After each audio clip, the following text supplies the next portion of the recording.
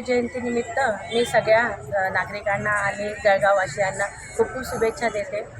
आज महात्मा ज्योतिबा फुलेंच्यामुळेच आम्ही सगळ्या महिला आज आम्ही सर्वधर्मीयाच्या माध्यमातून आज माल्यार्पण केले.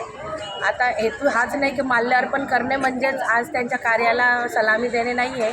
तसं तर बघायला गेलं तर आज त्यांच्याच पावलावर पावलं टाकून आपण पुढे जायला हवं. खरं तर बघायला गेलं तर आज मला कुठेतरी महात्मा ज्योतिबा फुल्यांनी जी आपल्याला शिकवण दिली जी कुठेतरी कमी आपण करतो आहे असं मला वाटतं. बऱ्याच शाळांच्या याच्यामध्ये आजकाल शासकीय शिक्षण कमी होते आणि आपले प्रायव्हेट शिक्षण वाढलेले आहेत. आज त्यांनी आपल्याला शिक्षण दिलं त्यावेळेस त्यांनी किती यातना सोसल्या, किती अन्याय सहन केले आणि आज त्या शिक्षणापासून काही बरेच जण वंचित, गरीब मुलं वंचित राहतात असं वाटतं.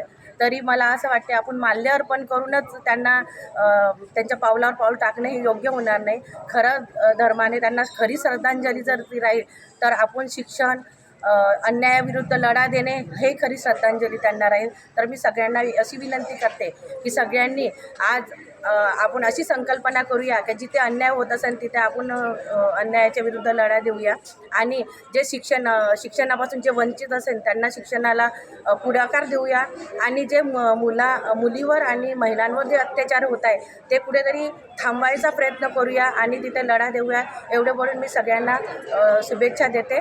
जय हिंद. महात्मा